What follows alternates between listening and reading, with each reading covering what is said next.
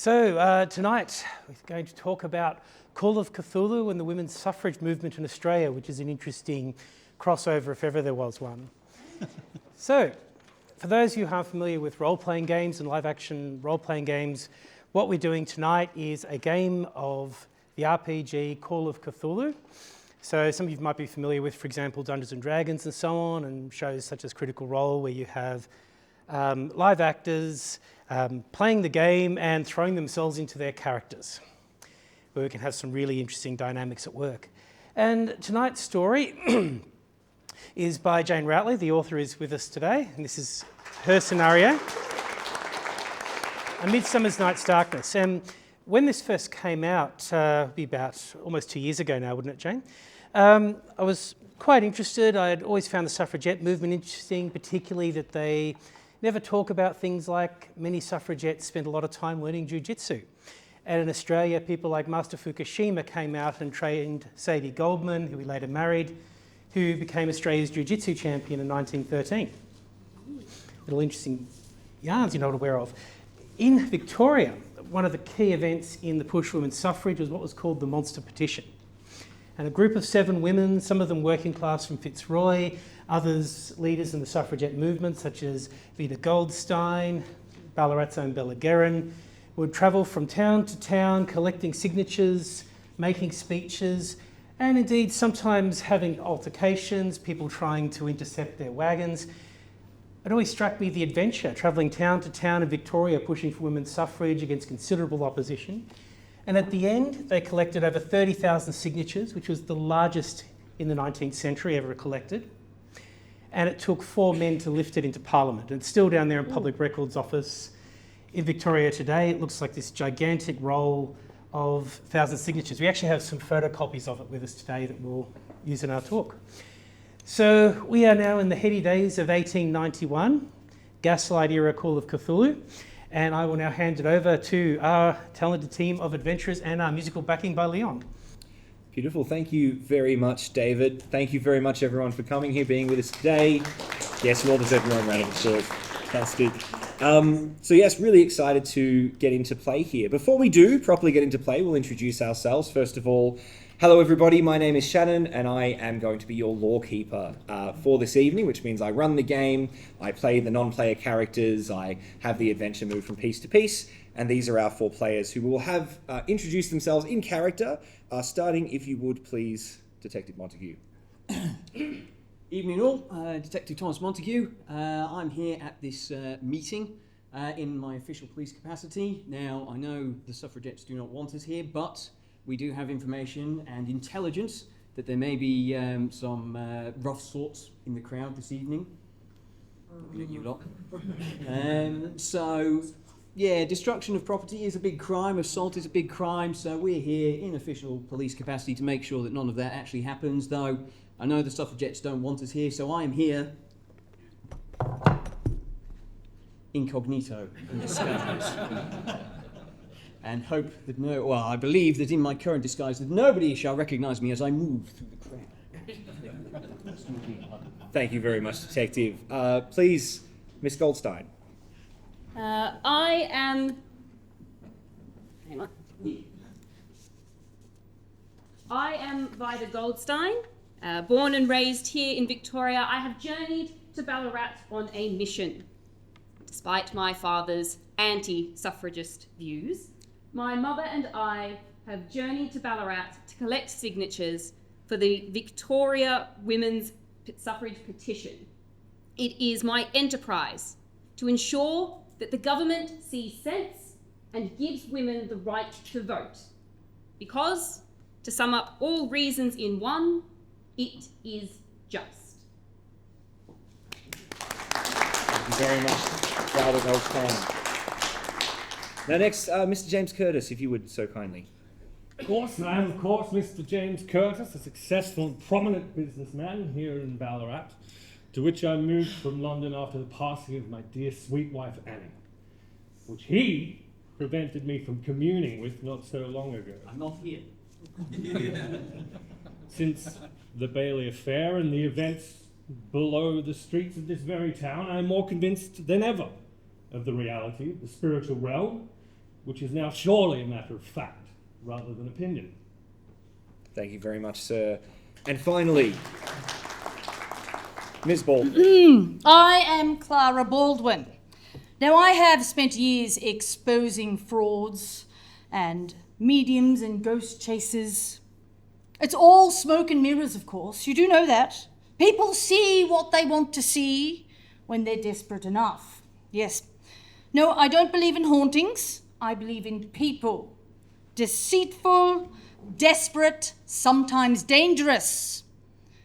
But if someone thinks they can play a ghost story with me, then they picked the wrong woman. I invented ghosts. Thank you very much. Thank you very much, Ms. Baldwin. Now, as we open our play this evening, Mr. Curtis and Ms. Baldwin, you have by chance run into each other entering the Ballarat Mechanics Institute. You are here to witness a rallying event for Victoria's suffragettes who are taking this petition, as described by David just before, taking this petition around the colony with the intent to present it to Parliament. Now, in short, the petition states, "To the Honourable, the Speaker and members of the Legislative Assembly of the Colony of Victoria, your petitioners believe that government of the people, by the people and for the people should mean all the people and not one half. Hear, hear. Thank you. That taxation and representation should go together without regard to the sex of the taxed. That all adult persons should have a voice on making the laws which they are required to obey. That, in short, women should vote on equal terms with men." Yes, yes.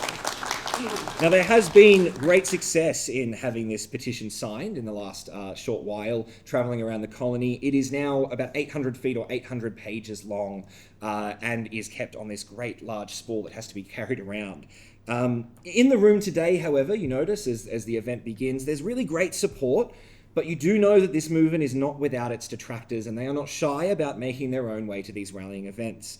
There are some disgruntled men and even some clearly disapproving women in the audience milling about.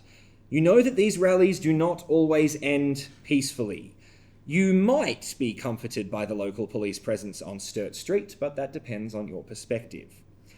As you settle into the room, several women come forth and thank those who have added their names to the petition. They laud the push to attain rights for women. They call out those who bemoan women as inferior.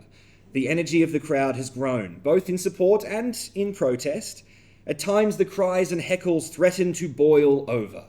The current speaker is one Vida Goldstein, who, along with her mother Isabella, has championed the journey of this petition. Before we begin, I would like to note that much of the speech we're using here is taken from real suffragette events. However, this event is hypothetical, so any historical inaccuracies, please forgive. When you're ready, Ray. Bravo. Why is it that Victoria, which at one time led the way in every form of progressive legislation, is now content to go lazily on in the wake of the other states? Women here vote for school boards, municipal councils, and the federal parliament, yet we are denied a vote for the state parliament, which deals with matters... What kind of low-life politician would degrade himself to let a woman vote for him? What, so he'd get votes on how a lady can do her shopping, spending her man's hard-earned wage? Oh, surely the Parliament must be a terribly degraded animal if it would degrade a woman to vote for him. Am I right?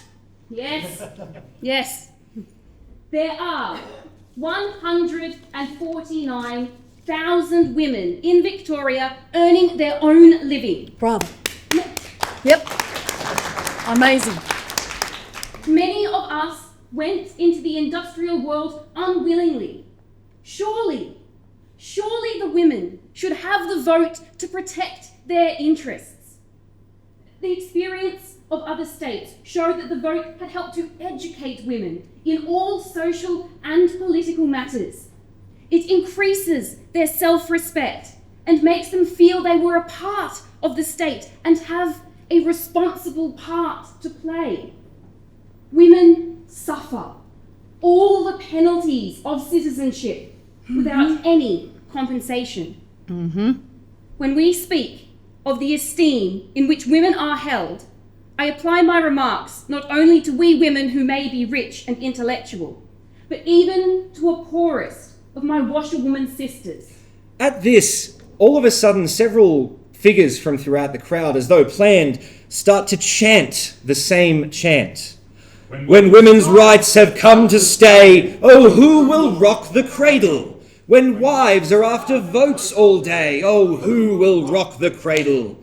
When Captain Mama walks the decks, when Captain Mama's cashing all his hard-earned checks, when all our girls have lost their sex, then Pa must rock the cradle. Oh, what a shame. Fortunately, before the crowd erupts, they are ushered out by some of the attendees. Tempers rising to boiling seem to dissipate as though by some form of very good fortune. And then, Miss Goldstein, fellow women, and male trash generally,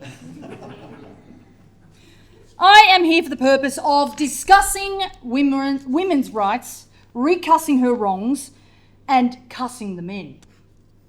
I believe women were created equal with man, although they are a little more equal now. Hear, hear.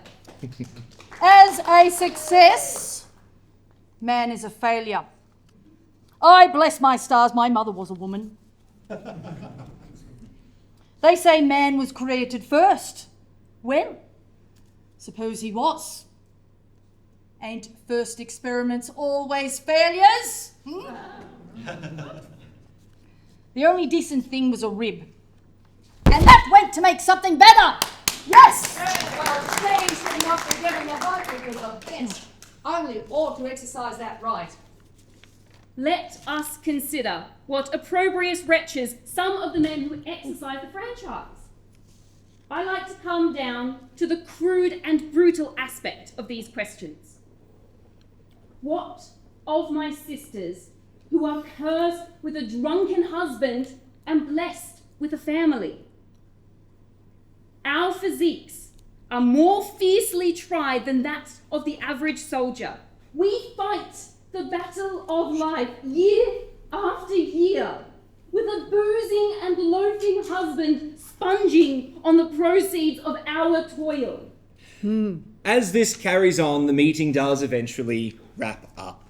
The tension, however, remains, and more signatures have been added to the petition, and there is a sense of hope for change. Eventually, it is time for move on, and the suffragettes retire with the petition to compile the new signatures and eventually to leave Ballarat.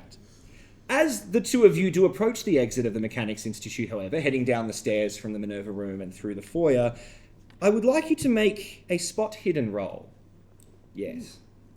Rolling in this game? Ooh. Now, Goodness with rolling no. for Call of Cthulhu, it's a little bit different to, say, Dungeons & Dragons or other games. You actually want a lower number on the dice. You're rolling a D100, which is two 10-sided dice put together to make 100. And you want to get under what your stat is. Now, your spot hidden skill, what is that, if I may ask? Mine Yes. is 40. 40. And what did you roll? 91. That's very bad. Yes. I did much better. How did you do so? My spot hidden is 50. I rolled 76. Fantastic. Now, there are two things that you can do when you fail a roll in Call of Cthulhu. If appropriate, and in this case you could not for this, you could push the roll, which means you say, I'm going to do something else to try again, and you roll again. If you fail a pushed roll, there are consequences. The other thing you can do if you fail a roll is you can spend your luck. Now, at the start of the game, I ask my players to roll 3d6 times the total by 5, and that is their luck statistic.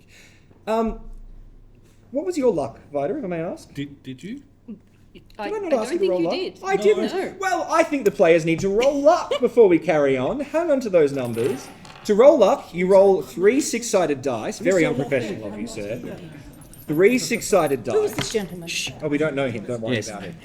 3. You told me I would only need 2 dice. You can have one of mine if you need. You lied. Oh, never work with role players or actors. 10. 10? 10. As in 10 times 5? Or Oh, 10? 50. 50. 50 My is apologies. pretty good. That's good. So it's Still nothing. Out of 100. How did you do, Detective? 55. 55. Not bad. So how are we calculating it again? 3d6. Yes. And the total times by 5. So luck you can spend. It is a statistic. There are rolls that use luck, so spending luck is dangerous. You can spend 1 point of luck to improve the outcome of your roll by 1. So Mr. Curtis failed by 11, is that correct?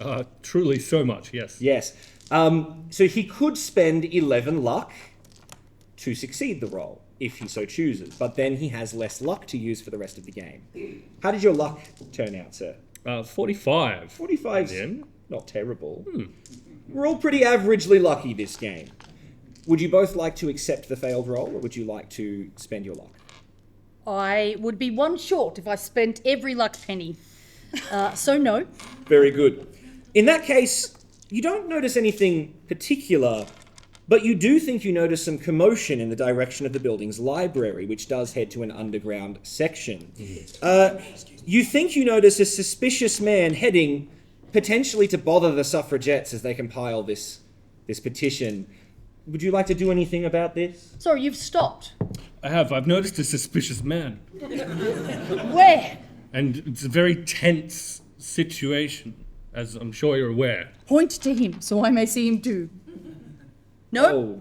Oh, my goodness.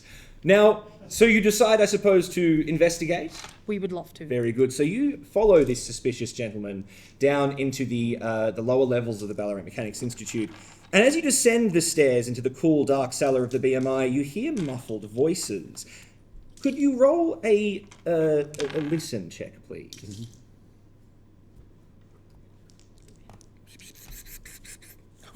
No. Also, no. So you most certainly missed the beginning of this conversation. However, as you approach closer, you can hear some form of heated argument. No. No. Well, I really must insist, Mum. We do have intelligence that suggests you can and your insist scroll all are you in risk. like. It's still no.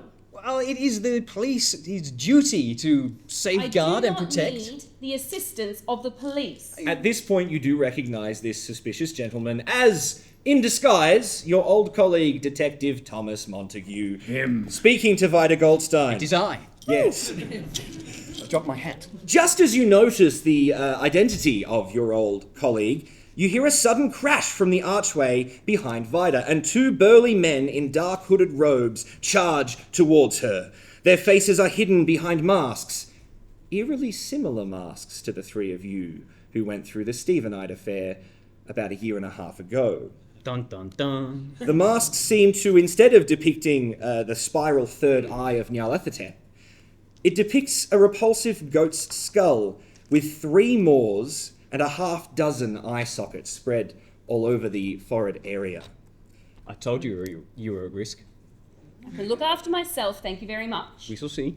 This is going to be, hopefully, a very brief combat. Now, Lawkeeper, can I... Yes, sir. Just quickly, James Curtis has been exploring mediumistic opportunities Ugh. lately.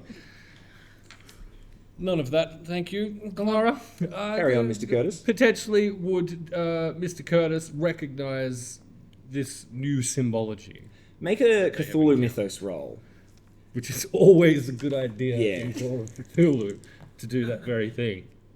14? And what's your statistic there? Great question. I cannot answer it. We'll be there. You're looking at your wrong page, you silly man. I'm looking at the one that you printed out, as opposed to mine. 20. 20! So you do know. You actually do recognise a very, very slight thing about this, which is there are other old gods. Nyarlathotep you have had encounters with to a greater or lesser degree. There are other figures. This one, you don't know the name, but you do know it has something to do with creation, with birth in a horrendous way, and tends to be known and identified with forest spirits. But beyond that, you're not certain. You are, however, currently being attacked So when you are in combat in Call of Cthulhu, the order of who acts is by your dex or dexterity statistic. All of your dexes are fairly standard, so you will play all together, and the other characters the opponent characters in this case would go second because they don't have as good of a dexterity statistic as you do, which means you get to act first. Could you describe where we are? What Certainly. is the room? So it's very much a concrete-styled room. You're underground. It's fairly narrow. There's not a lot of room to maneuver. You are in an area that leads into... There's a lot of shelves with paperwork and books on them in storage. It's quite dusty, and it's not very well lit. If you have further description, I know you've spent some time in the Ballarat Mechanics Institute, Ms. Baldwin, so you are quite welcome to use your knowledge to your benefit. But at the moment, you're in a fairly enclosed position. From one direction, behind Vida, there are two men attacking. Detective Montague is standing just beside her. The two of you are slightly up the stairs, but still close enough that you could take appropriate action. And so the young Miss Goldstein is being Stein? physically... Goldstein. Is being physically attacked by these She's people. being physically attacked by these two gentlemen. And in fact, Mr. Curtis, you have the highest dexterity, so you can act first. Spear tackle, obviously. Very well. So I'm going to have you make a combat brawl roll. Sure. Which won't be very great, but I did roll 15. 15? Yes. That's a pretty good roll. Is that a hard success? It may well be. So it's a success if you roll underneath what your stat number is. It's a hard success if you roll half. And it's an extreme success if you roll 1/5 of that. Is that a hard success? 25 for brawl. Very good. So not quite hard. That's all right. So you head in and you spear tackle one of these gentlemen immediately against the wall. And he is going to try to dodge. That's how it's done, Montague. Mm-hmm. And he does not successfully dodge. So please roll your damage for your brawl down the bottom there. Which is that 1d3. That's going to be 3. 3. 3. Very good. Precisely. You've tackled him and have pushed this gentleman up against the back wall of the room. Next, Vida, I would like you to act next. So we've got one pushed up against the wall, The other one's still charging towards you. still charging towards me. I would like to try and use suffragitsu. Very well. As he's coming towards me, to use his momentum, knock him off balance and hopefully keep him flying across the room. Very well. Hang on, who's behind me? The detective. Ah, he'll be fine. Fantastic. Please make your roll.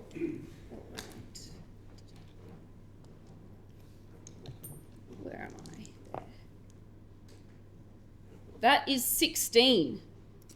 What's your suffragitsu? 60. So that is a hard success. Fantastic. Roll your Almost an damage. extreme. Gosh, he's good, isn't he? It should be listed just there. Is it just brawl? Yes, it would be the same damage as that. Alright. That will be 2. 2. And with a hard success, I'm going to say that he's also prone on the ground after you do so. So this man is rocketing at you. He reaches you and he attempts to tackle you. However, instead, you manage to grab him, potentially, I imagine, by the wrist, and then throw him over your shoulder, at which point he goes barreling into Detective Montague. Detective Montague, I'd like you to make a dodge roll, please. Very well. Detective Montague is on the ground. This. I have the assailant. I've got him, don't worry. Excellent. Ms. Baldwin, you are the only player who hasn't done anything just yet. So Detective Montague has an assailant on them. How many of them are there? 2. And where's the other one? Up against the wall with Mr. Curtis. No, I'm just going to stay on the stairs, I think. I think they've got it. Yes, we men have got it. Perfectly. I will help. I will help. I will help Detective then, Very good. because he is close, not because I think you need it. Thank you. I don't. And I will. What will I do here? Well, you have a brawl statistic as well. What do it?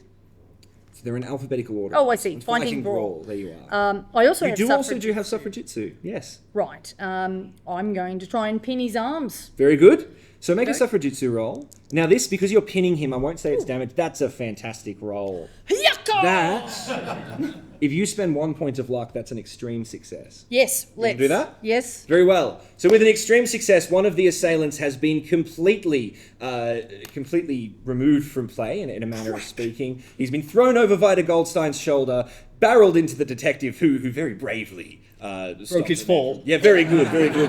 And then finally pinned back by Ms. Curtis here. Who has some handcuffs. So you cuff the man? I'm going to cuff him, yeah, One of them absolutely. is cuffed. Fantastic. Cuff. Now, Detective, you very briefly had a gentleman on top of you, and now he is cuffed. But you do still have an action this round. Excellent. I would like to stand up, Yes? dust myself off, Whoa, and... whoa, whoa, we've got this, sir. Yes. And, well, assist with the arrest. You don't have to say anything, but it may harm your defence. If you do not mention when questioned, something which you later rely on in court. Anything you do say may be given in evidence. Do you understand? He does not respond. Yes, he's wearing a mask. He seems rather Yes. disconcerted. I might wander over and help Mr. Curtis. Fantastic. Well, before you get the chance, in fact, Mr. Curtis, who is wrestling with this man against the wall, is all of a sudden assisted by two of the other suffragettes who have been seen in Vida Goldstein's party, who come in, tackle the man to the wall with you, and have him restrained. Good on you, Mary and Daphne. Well done. Fantastic. Excellent teamwork there. I told you that I did not need your assistance. You only threw one over. There's another one there. For goodness sake. This is why I agree that women should have the vote, because they're terrifying. Take what I can get. Fantastic. Right, shall we pull their masks off? I would like to do that. You pull their masks off? Yes. To pull their masks off, you realise they are just two fairly ordinary-looking men, very burly, fairly broad, short cropped beards. They seem to be fairly well kept, but they don't speak to you. They refuse to speak to you. And in fact, presuming you would like to have these men carted away into custody, they don't speak to the police. They don't say a word as they're carted off to the Ballarat police station. And to keep the masks, again, you realise they are very similar, but not the same as the masks used by the Stephenites a couple of years May ago. we search their pockets before they're taken away? You certainly may, and you find nothing. No identification, no money, no keys, nothing. How terribly suspicious. Very, very suspicious. So, in the interest of brevity, these two men have been taken away. You all are interviewed by the local police to the lesser or greater dismay of the party. And eventually, the day is starting to reach its conclusion. You know that the suffragettes must head off towards Bendigo tomorrow morning to continue the collection of suffragette signatures on this petition. And you still have your information that you came here with, which, of course, Detective... Yes. Yes. Well, Miss Goldstein, I really do believe Goldstein. Goldstein, that, yes, some police escort would be a wise idea as you journey on to the next location. I can offer 20 constables to ensure that you get there safely. 20 constables? Yes. And what are they supposed to do? I'll stop ruffians like this. Get in the way is what they're going to do. I think so, Miss... I'm sorry, I don't believe we've met. Clara. Oh, Miss Clara. Vida Goldstein. Oh, we all know. All of us women here know who you are. I'm glad. I'm very glad. Not just the women, but the men and children too. Your speech was amazing. Oh, thank you. But I'm sure that my esteemed colleagues here will attest to the fact that things such as these, specifically pointing at the weird masks, have a tendency to cause problems, wouldn't you say? Oh, yes, yes. What are those masks? Mr. Curtis. Something terrible, to be sure. Something to be feared. Something dark and mysterious. I have absolutely no idea. Well, I was expecting an attack, quite frankly, but these masks are something I was not expecting at all. We could venture into the realms of the supernatural. The supernatural. The very same. Anything to weigh in? Ms. Don't know Baldwin? what to make of this. I'm rolling my eyes. I'm sorry. You've surely been through enough in our last previous 2 adventures. I'm going to study one of these masks. Look, this is made out of... You don't know. I know that's not a very satisfying answer, but... Surely that's just leather and cotton. Look at it. Leather and cotton. Pay no mind to Ms. Baldwin's skepticism. She still obviously refuses to believe the testimony of her own eyes. Nonetheless, I do believe it would be wise to take up the offer from the detective here. Maybe if it's not quite so many constables, how about Yes. myself and my 2 esteemed colleagues here? Associates. We do have some expertise in these matters. Some of us Yes. have expertise. Well, it does seem that the other 2 were useful in a scrap. I'm not sure about you, though, detective. I can arrest people legally. Always a boon. Yep. So, am I to understand that you have acquiesced, Miss Goldstein, Begrudgingly. to allow these 3, not colleagues apparently, associates to join you and your party on the way to Bendigo? Yes, perhaps it might be wise. Oh, goody. A road trip. Fantastic. Not Now- so excited about the Bendigo part. Oh well. Agree. And that will be Somebody's got the to go. only thing we'll agree on. Yeah.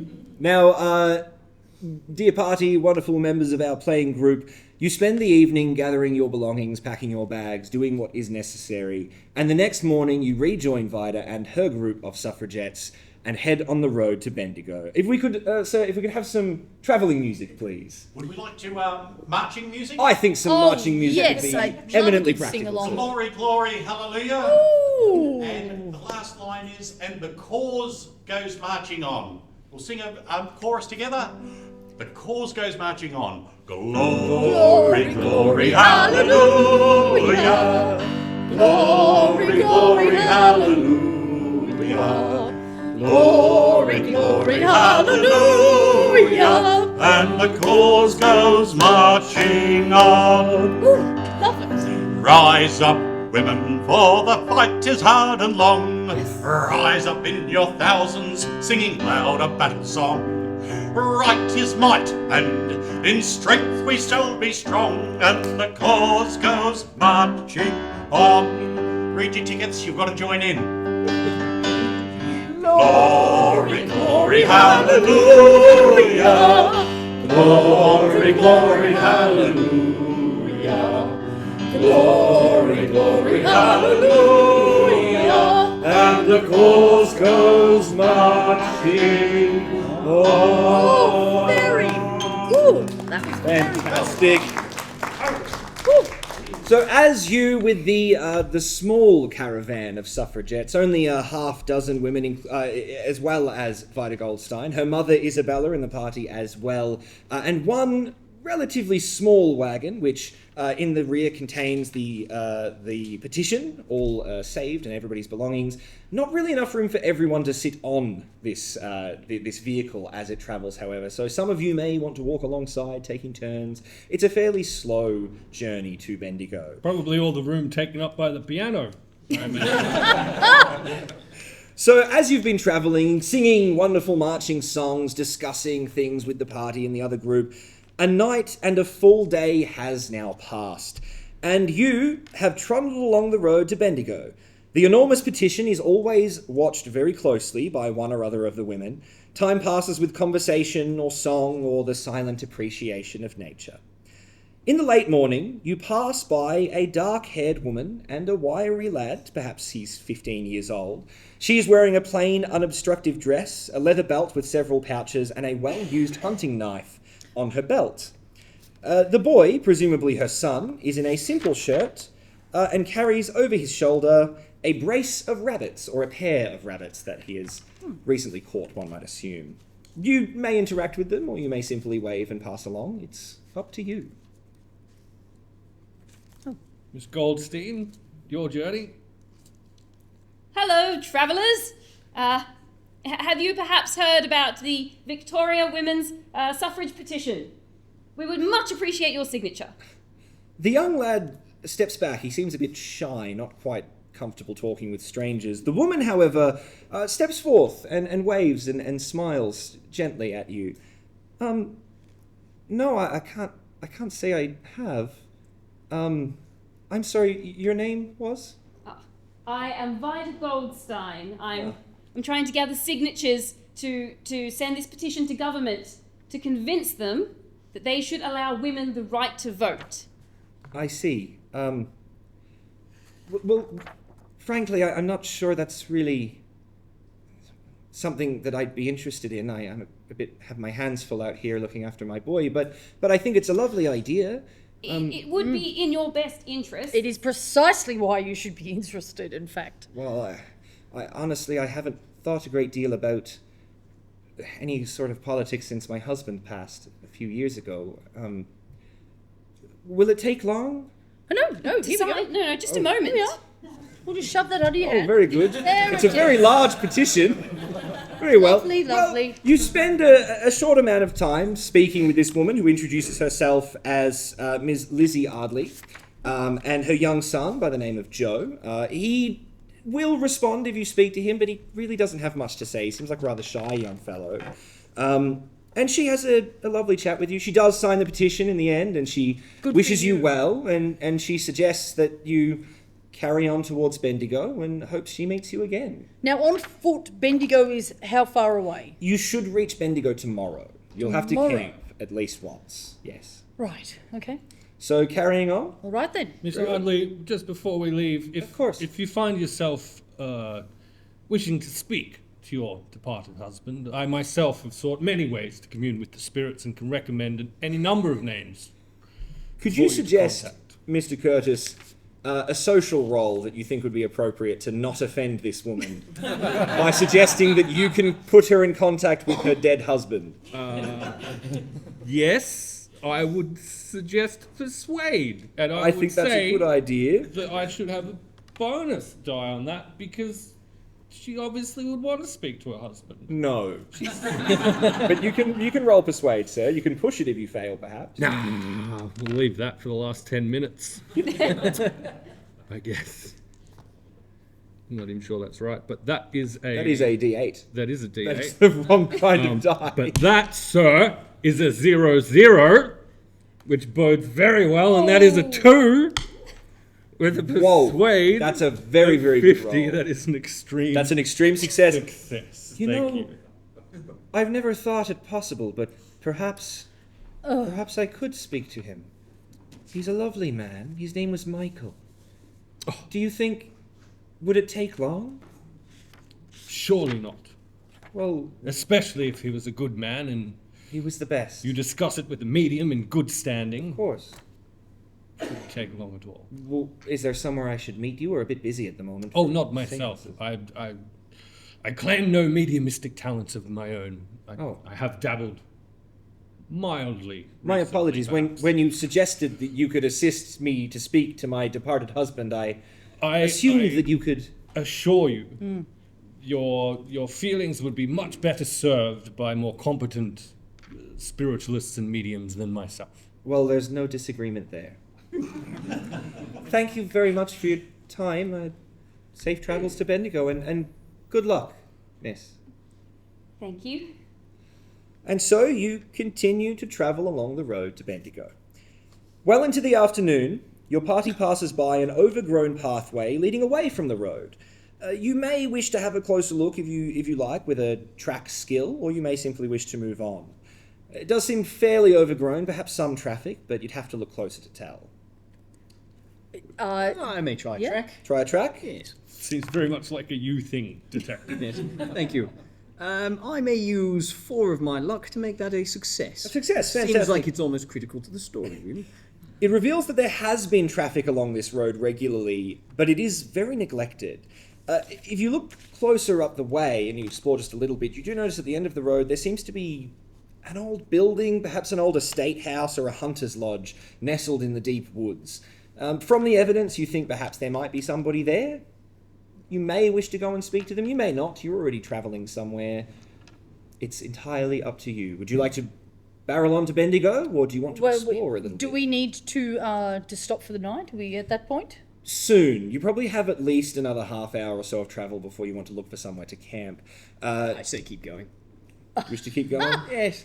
You're going to let this man tell you what to do? Well, I suppose as Correct. the convoy leader, Vida, you are the one in charge of this decision. Some of us are tired. So you have found a lodge? It seems to be an old estate, somewhat disused. There may be somebody living there.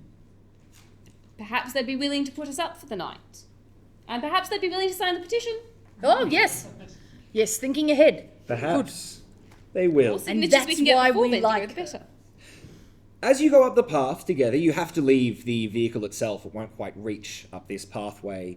As you head up the path, how many do you take with you? Is it just the 4 of you? Do you bring the suffragettes? Do you leave them with the... Some will be wagon? guarding the petition. Very well. Yes. The path leads to a rough, grassy area where a couple of sheep graze.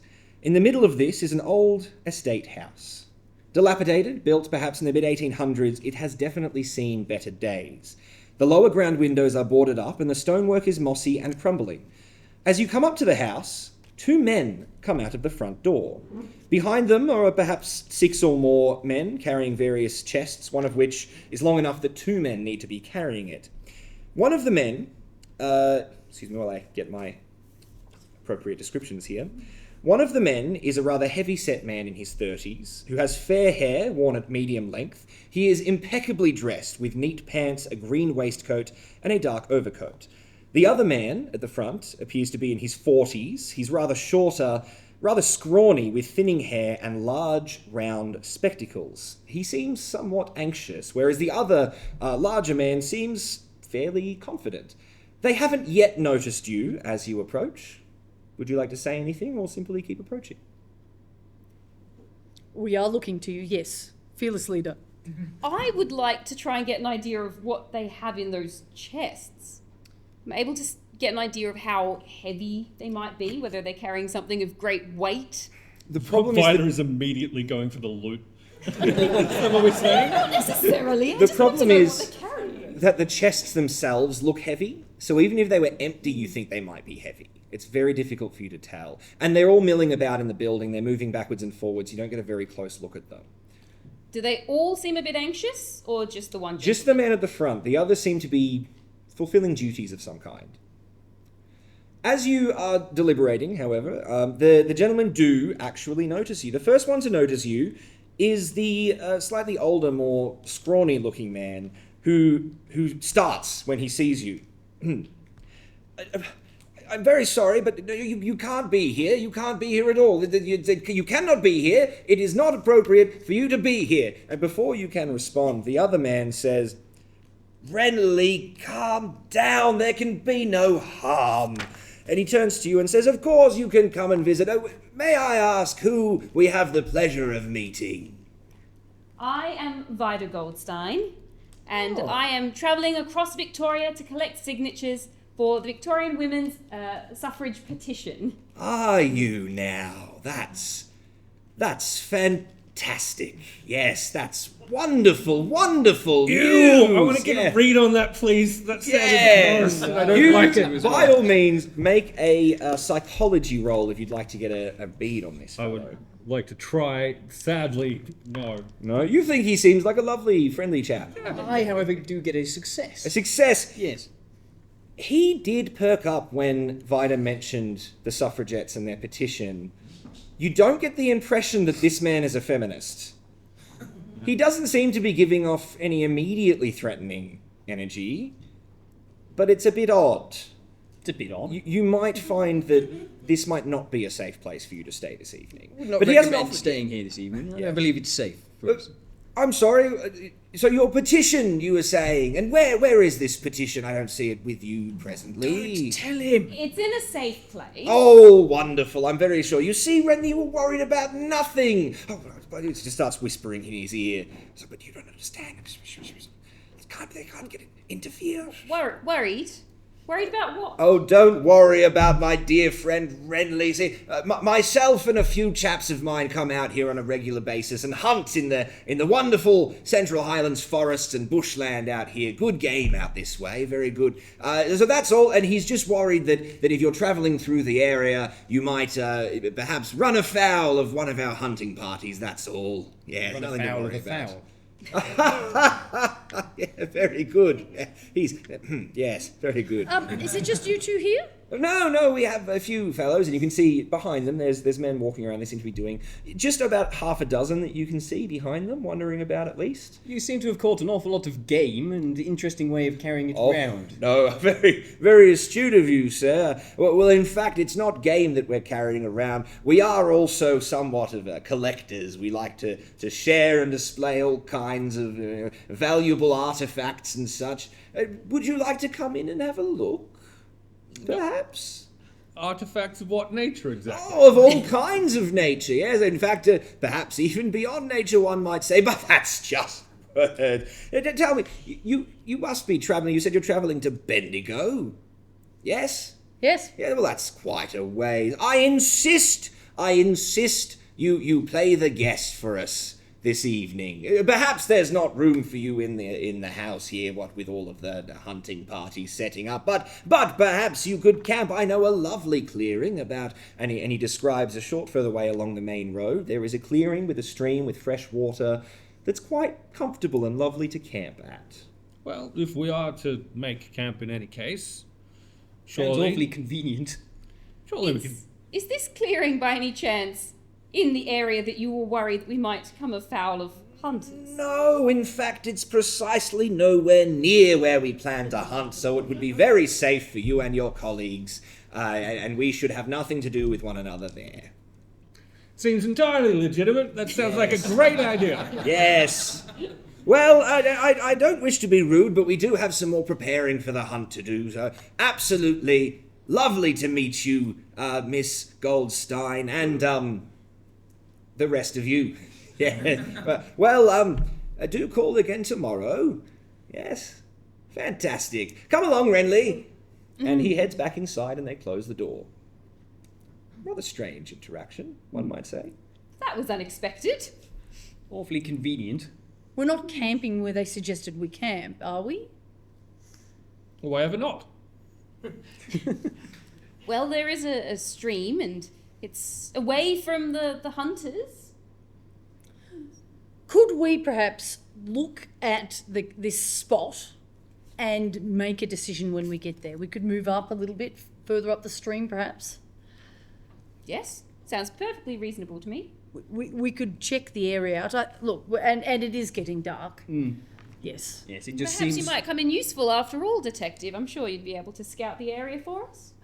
I shall do my best. It just seems awfully convenient, and I'm not entirely convinced by that chap. Well, when you have a career in being suspicious of people. Yes. You're suspicious of people. Yes. Well, you gather back with the suffragette party and you continue along the road.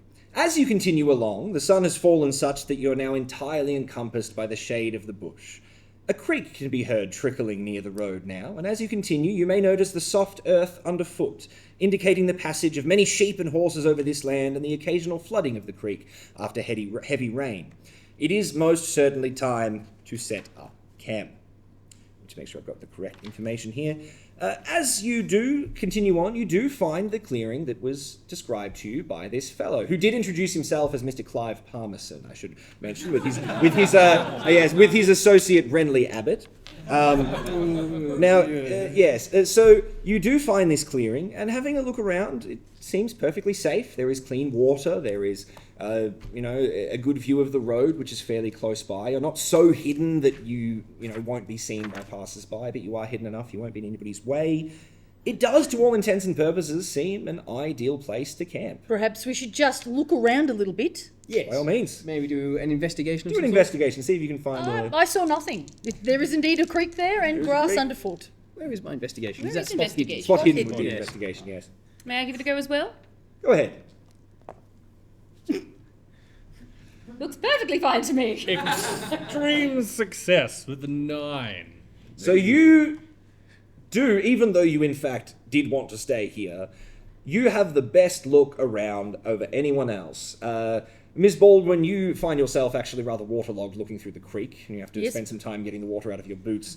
Detective Montague, you get turned around and you find yourself ending up back at the clearing 3 times, even though you are certain you were walking in a straight line. But here you are back at the clearing. How terribly mysterious. Vida, you were simply distracted by the horse, who is taking, who has been, pulling the wagon, who is currently being, hobbled and dealt with and tied up somewhere safe, and you were just helping out with that. You got so distracted you forgot to look around. With your good looking around though, sir, you do find that indeed this is the most open clearing with fresh water. He seems to have been quite genuine with you that this is a good place to stay for the night. Marvellous. Nonetheless, I think given the fairly obvious reservations of my travelling companions, when we, it doesn't have to be right now, but when we're ready to settle for the evening, I think Mr. James Curtis might take out this definitely not cursed bone from our last adventure and spend 10 minutes praying to what he absolutely believes are spiritual allies that will assist him in keeping this area safe. Fantastic. And he will cast the ward spell that you have gifted. Very good. Now, does that ward spell require any rolls of any kind? None! It just says 10-minute ritual. 10-minute ritual. So you spend 10 minutes casting a spell, which is a warding spell, Praying. which in this instance would sound some form of alarm for Mr. Curtis to hear if anyone uninvited enters the area. Very, very astute of you, sir. Very, very wise. So you do so. Upon seeing this, I'm going to be very confused, not having associated with this party before, and while he's doing his praying, ask the other two, what on earth is he doing? It's perfectly natural for him. He's holding a bone, for heaven's sake! Yeah, just let him go. He might have a bone to pick with someone. Shocking. Is this anything to be concerned about? No, I don't think so. Of the things we've seen, this is fairly tame. Yeah, this is pretty good. Yeah. How very reassuring. What on earth have you seen? Well, we have got all night, haven't we? Sit down. Now, so you're settling down for the evening. Is there anything you'd like to do beyond casting your ward spell, Mr. Curtis, to appropriately set up your camp? Now, 1 or 2 people could sleep in the vehicle itself. However, the rest of you will need to set up tents or lean-tos of some kind. Do we have tents to pitch? You would have brought some, yes, knowing that you'd need to be stopping. Anything particular be doing, or just the general setting up camp? I'm happy to set up a tent, which can accommodate. How many of us are there? There's suffragettes and... So 6, 7, 8, 9, 10 total. 10 total. Yes. Well, my tent could probably accommodate 4. Fantastic. So we'll... I would like to also just find a spot to look out and just maybe do watch at some point. A good Very spot good. to see over the clearing and maybe the road as well. Fantastic. So you're keeping watch into the evening a little while. The rest of you... The petition. Yes. Is that staying on the vehicle? That stays in the vehicle. It'd be very difficult to remove from the vehicle.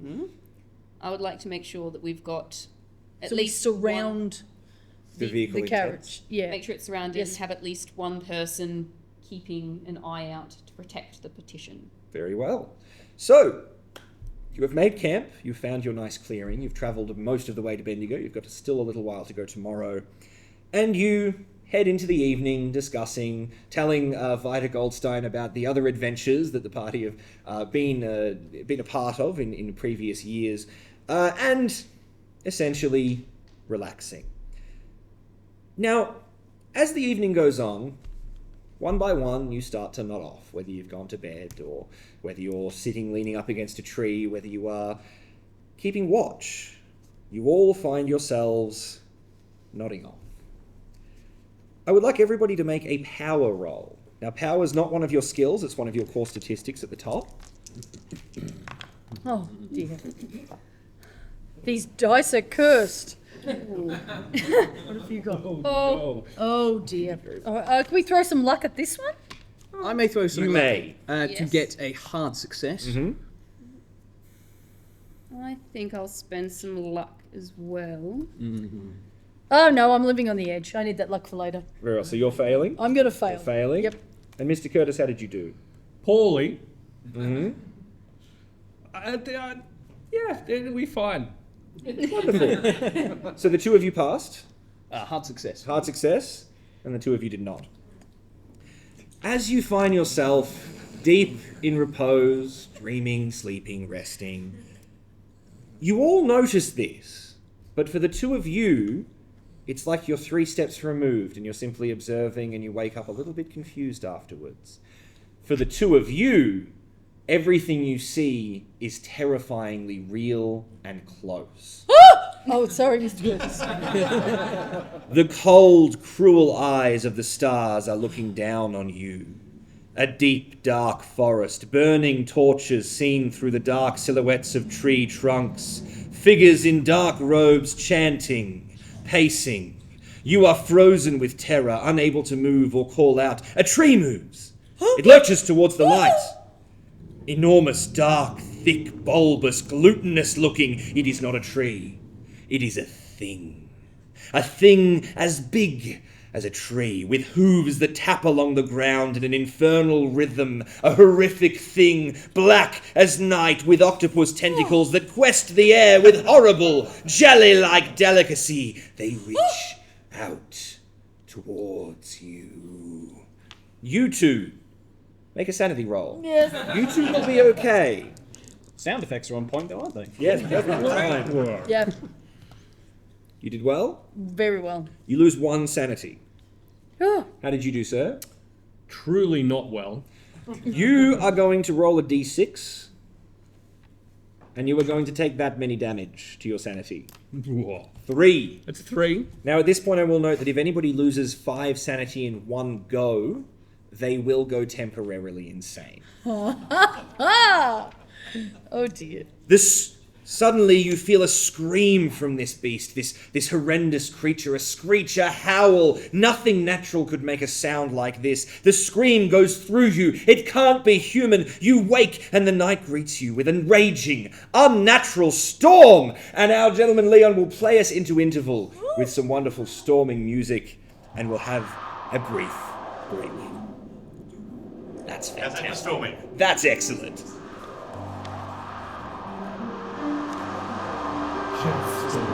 This is the break.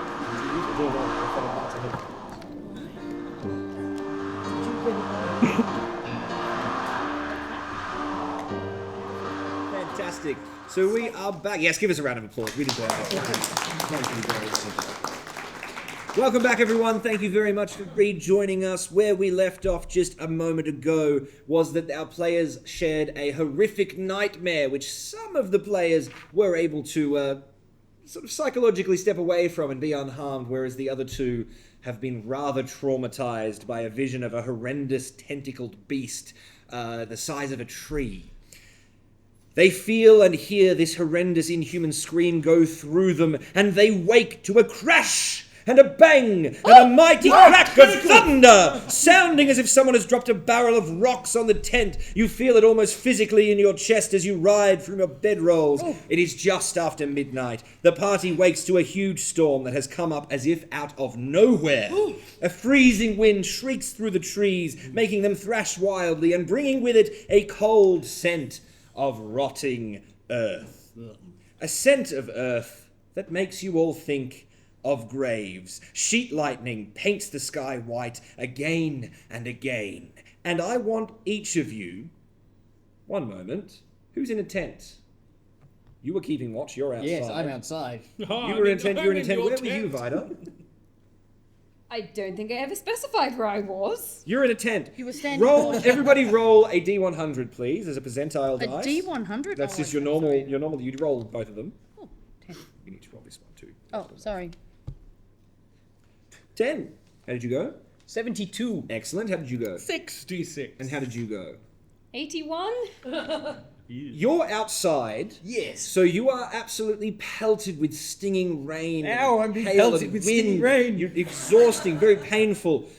You, Vida, and what did you roll again? Sorry, Mr. Curtis? 66. 66. You, Vida, and you, Mr. Curtis, have the the tents are unceremoniously ripped from over you by the howling wind, My and tent? they start to buffet around the trees, getting caught in the branches, all of your belongings skittering around the place. You notice the horse that was tied to the tree is now looking very, very scared, frightened, looking like it may try to escape and bolt and rush off in another direction. What would you like to do in the midst of this horrendous, unnatural midnight storm? I would like to check on the petition. You check on the petition, you approach the vehicle, it is still sealed, it's rocking about in the wind, but it doesn't seem that anyone's gotten inside. You were about to say something. Take shelter under the wagon. No, I'm happy in my tent, right where I am. Your tent is... No, I can't hear it. Very well. Can I find a raincoat? Very well, yes, you go through your belongings and you make a luck roll for me. Oh God, I've spent all of it. Oh no! Oh yes, I make it. You make it. Success. You do manage to find a raincoat to throw over yourself, and then I presume checking on the rest of the party. We're gathering everything together. Yes, making sure there's nothing untoward. Very good. Storm. And yourself, Mr. Curtis, are you doing anything in particular? Not untoward, but definitely under the wagon. So running under the wagon for support. Very much for that. My tent's in the tree. Fantastic. tent. As you jump under the wagon, it starts to rock wildly in the wind, feeling rather the axle getting closer and closer to banging you on the head, and you dodge and you keep out of the way. You also notice something strange when you look up. There's not a cloud in the sky, but there's not any stars in the sky either. The sky seems to have turned into a sea of tar almost, completely black, no light, no moon, no stars. It's baffling, you can see by the apparent moonlight, seeing as you can't see the moon. Very strange. I'd like everyone to roll sanity. I'm awake now? Yes, you did wake up. All right, I'll get up. Oh, no. These are very encouraging sounds. No, sanity is good. You're I'm okay? alright, yeah. Very well. And you, detective? 93. That's pretty bad. Yes, considering Vida? that my sanity is 45. Fantastic. Vida? I have a question. Yes. We ideally want to roll beneath our stat. Yes. What if we roll exactly on our stat? That is still a pass. Okay, I rolled 80 for 80 sanity. Fantastic. Well done. Mr. Curtis? 76 under 82. Those of you that failed, the specific one of you, I think, that failed, Yes. take 1d4 of sanity damage, please. As the sight and the experience of waking up in this storm has been rather unsettling for you. This storm does continue at full force for at least 20 minutes, buffeting in the wind, the horse being less and less comfortable. One of you may want to attend to the horse before it rushes off into the bush. Yeah, let's do that. Considering I was quite preoccupied with the horse before, might I go and help You the horse? certainly might. Do you have an animal handling skill? What would that be under? Animal handling. The second one. I see no... Sheet is different to everybody else's, I'm so sorry. Right at the top there? I don't appear to have animal handling on the sheet at all. You can still have a go if you like. Where, Just pencil it in. are you looking at anthropology? I Tell you what, do not make have a those roll. words. You don't. Make a roll. I'm gonna and we'll change. see how it goes. I'm gonna change dice because those ones don't like me. Those ones are trying to get away from you. 71. Absolutely not. As you approach the horse actually breaks free of its rope. The branch that it was attached to was snapped off in all of the wind, and it, I'm not going to say sprints, it sort of canters off into the bush, faster than you could follow it, and disappears from view. Yes, it's a shame. Whoops. And then as suddenly as it came, the storm stops. In the silence after the storm, you all hear a rustling and a crashing from the brush north across the creek. You, Mr. Curtis, suddenly have within your very mind an alarm, an alarming sound, a high-pitched shrieking within the very racking of your brain that warns you that someone has crossed the threshold. Something is coming! Oh, good. Fantastic. And as you are all taken by Mr. James Curtis's response to his inner alarm, you suddenly see the same woman that you met before, Mrs. Lizzie Ardley, coming out of the brush to the north. She is ragged, her clothes are torn, and she is covered in blood. Her hair is wild, with leaves and twigs caught in, and she holds something you can't quite see close to her chest. She raises her eyes and shrieks when she sees you. She looks desperately around, but not at anyone directly. She seems lost, terrified. She moans and she cries. You hear her saying, "My beautiful boy, my little boy, he was so bonny with the blue eyes, and they took him, branches." Miss Ardley, please, Extension please, took my calm boy, yourself, little Ma. boy. Where did they take your son? Would you like to make a fast talk or appropriate social skill roll to try to calm her down? Yes, I shall do a fast talk, because Fast that's talk? the only thing I have.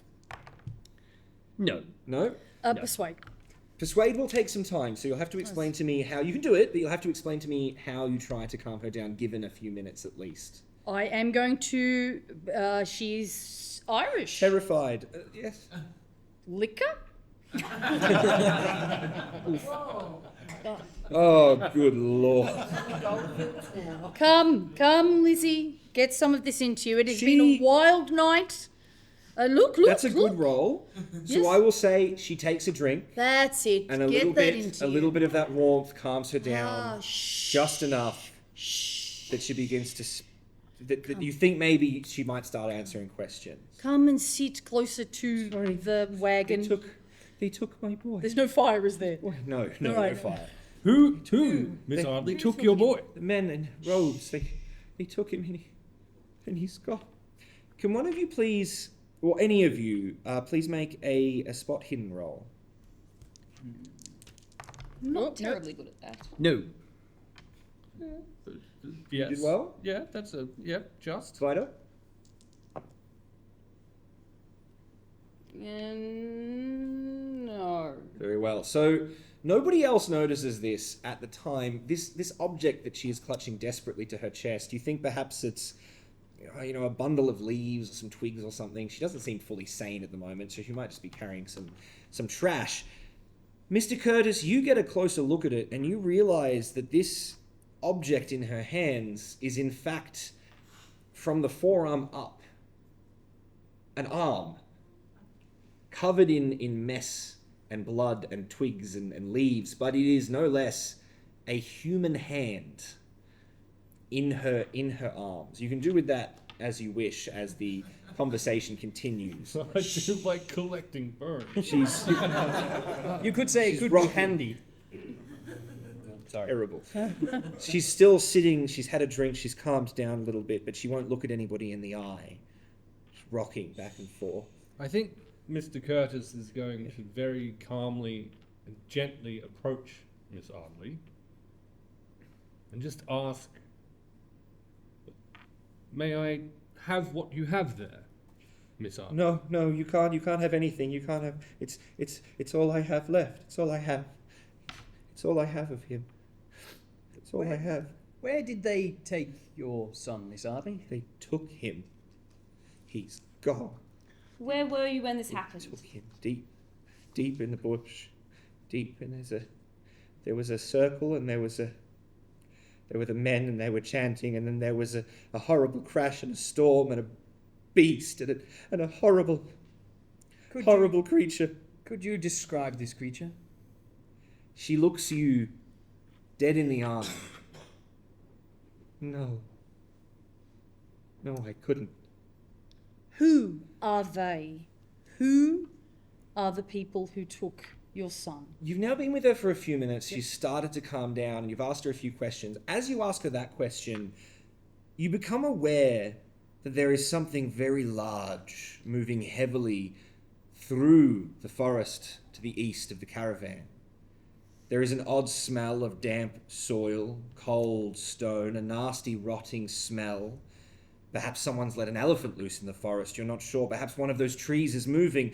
You hear a crash, and you see through the forest two great glowing beams coming towards you. A crash, a trundling. But as it gets closer, you realize it's a wagon with two lanterns swinging from poles in the front. A wagon with a small group of men standing atop of it or sitting in the back, one of them driving it. You can't get a close look at them yet. Would you like to have a closer look and approach them? Or? Is our petition Intercept it? still intact? It's still in the wagon, which is currently still intact. But our horse is bolted. The horse is bolted. Right. Sorry. I would like to try and get a better look at these men, if I may. You recognise the man in front as they get closer as Renly Abbott, the scrawny, bespectacled man from the house yesterday. There's another man driving, and there is two other men in the back, both armed with long arms, perhaps rifles or shotguns. You can't make it out at this range. As he does approach, however, Renly Abbott, he actually calls out to you. And he says, excuse me, suffrage women, excuse me, you're in great danger. I've been sent to bring you back to safety. The forest is a great storm, very dangerous. You should come with us. We will require another horse for the carriage. Oh, no time for that. You'll just have to come with us now. We'll come back for the carriage tomorrow. It's very dangerous. You have to come with us. As he's saying this, you turn around and notice that Lizzie Ardley has disappeared. She's run off. She's left with whatever it was she was holding in her arms when you weren't looking, and she's gone. Nowhere to be seen. Really, there's no time to waste. I need you to come with me. Have you seen Mr. Abbott, a small boy, roaming around the forest, potentially missing an arm? What? No, certainly not. Never. No, I don't know what you're talking about. Now perhaps somebody got lost. That's not the point. It's very dangerous. I need you to come with me, please. It appears the storm has passed, sir. No, it's not just the storm. Look, we'll explain back at the house. There's a large animal. Yes, a large animal has escaped. Very dangerous. We need you to come back with us now. Please. He looks rather But very the petition, tense. what do we do about the petition? Do we just leave it here? We are not leaving the petition. Look, my men will go and get the petition and put it on the wagon and we can bring it back with us, but we don't have time, please. If I had £1 for every time a man decided that he needed to protect me, Here. the petition will not go unguarded. Well, we're going to go with them. Well, there you have it, Mr. Abbott. It seems that we are not leaving with you unless you're able to provide a horse to bring the wagon along. Do that tomorrow. Look, I would like everybody to make a power roll, please. They take their politics Yep. seriously. Lovely. Yes. Success. Well, I don't need to know a success. I need to know if it was a success or a hard success or an extreme success. Can I make it a hard success on this? By lucking it up? You can.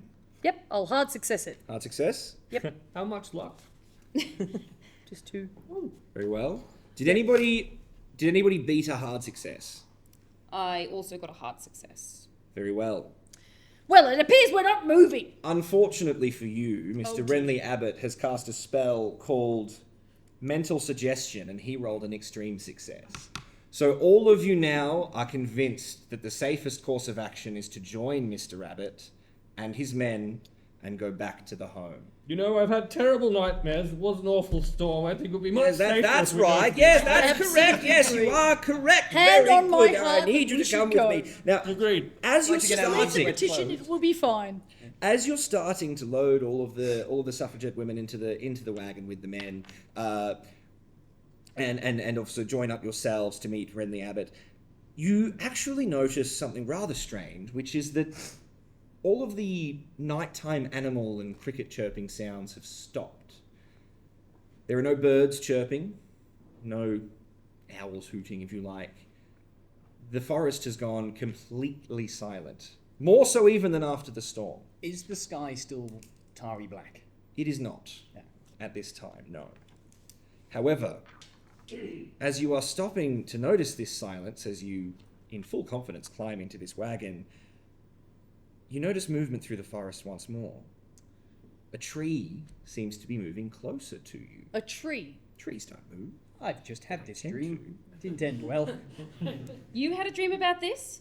A I tree also that did. wasn't a tree. I You also then had a dream notice about this. I have binoculars. That this tree, they won't work at the moment. This tree. They won't work. That this tree doesn't seem to be made of wood, but instead seems to be black and hairy, but also jelly-like.